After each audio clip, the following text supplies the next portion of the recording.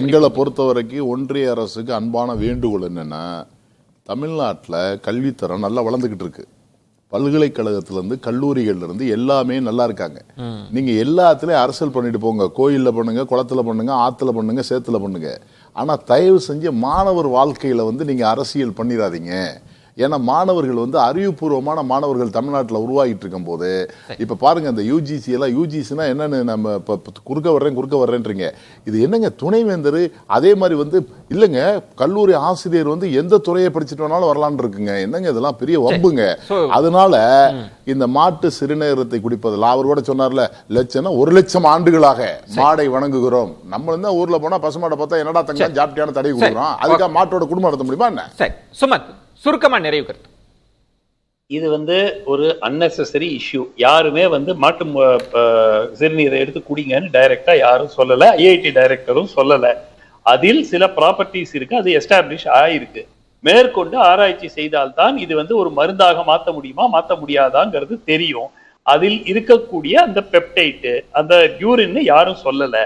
மிக முக்கியமாக இந்த என்டையர் இஷ்யூ வெளிவந்தது வெறுப்பு அரசியலினுடைய ஒரு வெளிப்பாடு, அவ்வளவுதான். அதுவும் அது நான் திருப்பி சொல்றேன், இது இஸ் a political charge. நான் ஏற்கனவே சொன்னது போல இவர் வேறு சமுதாயத்தை சேர்ந்தவரோ வேறு மதத்தை சேர்ந்தவரோ இருந்தால் இந்த இஷ்யூவே வந்திருக்கு. உங்க நிறைவு வெறுப்பு அரசியலின் அதன் முகமா அந்த பசு அரசியல் அது வேண்டாத டாபிக். அது ஓரளவுக்கு நானும் இது it's unnecessary for the top when we have a different important issues. இப்ப ஹெல்த்துக்கு சுதந்திரம் கிடைச்சு 75 ஆண்டுகள் ஆனாலும் ஹெல்த்துக்கு 1.5% மேல ஜிடிபில ஒதுக்கல. அதிக அளவில் ஜிடிபி ஒதுக்கணும். ரிசர்ச்சுக்கு 0.09% ஆஃப் தி ஜிடிபி உலகத்திலேயே ரொம்ப குறைவா பண்றது. ஸோ இவ்வளவு நம்ம பேசுறதுக்கு என்னன்னா, அப்போ இந்த ஸ்டடி இன்விட்ரோன்னு வெளியில பண்ணிருக்காங்க. உடம்புக்குள்ள பண்ணணும், அதிக அளவு ஆராய்ச்சிகள் பண்ணணும், அதுக்கு ஃபண்ட் வேணும். ஃபண்ட் நிதியே இல்லாம சும்மா நம்ம பேசி பிரயோஜனமே இல்லை. ஸோ அந்த அளவுக்கு பார்க்கணும். அப்புறம் மேடம் தமிழிசை மேடம் என் உணவு என் உரிமைன்னு சொல்லியிருக்காங்க.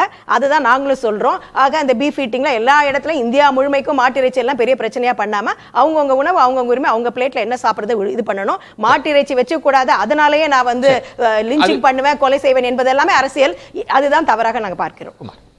டாக்டர் சுமன் சி ராமன் சொன்ன கருத்து தான் என்னோட கருத்து 100% அவர் சொன்னது. அதனால நான் திருப்பி சொல்லி டைமை வேஸ்ட் பண்ண விரும்பல. எத்தியோப்பியாங்கிற ஒரு நாட்டில் குளிக்கிறதே மாட்டோட யூரின், பசுவோட யூரின்ல தான் குளிக்கிறாங்க. ஏன்னா அதனால அவங்களுக்கு நிறைய இல்லை, நீங்க பார்க்கலாம். இதெல்லாம் நான் போய் பார்த்துட்டு வந்தா சொன்னேன். அதுக்கு ஜேர்னல் இருக்கு, அதுவும் இருக்கு, எல்லாத்தையும் ஜேர்னல். அதனால நான் என்ன சொல்ல வரேன்னா,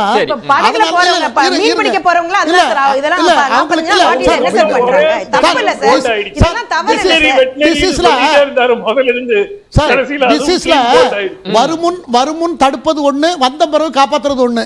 ஆலோபதி நான் குறைச்சு சொல்லல. ஆலோபதிய அவங்களுக்கு அதோட காலம் ஜாஸ்தி, ஆராய்ச்சிகள் அதிகம், நவீன அறிவியல் அது நம்பர் 1 இருக்குங்கிறது எனக்கு மாற்று கருத்து கிடையாது. ஆனால் வருமுன் காக்கிறதுல நம்மளுடைய பாரம்பரிய மருத்துவத்துக்கு அதை ஆராய்ச்சி பண்ணல. அது டாக்டர் சொன்னதை நான் ஒத்துக்கிறேன். அதற்கு நிறைய ஃபண்ட் ஒதுக்கி அரசு அதனுடைய ஆராய்ச்சி அதனுடைய மைக்ரோ லெவல்ல ஸ்டடி பண்ணி ஆராய்ச்சி பண்ணி முடிய வெளியிடுங்க, தெரிஞ்சிட்டு போகுது. நன்றி சுமத். என்ன இல்ல ஆராய்ச்சி மேற்கொண்டு அவசியம் என்பதில் மாற்று கருத்து இல்லை. நன்றி.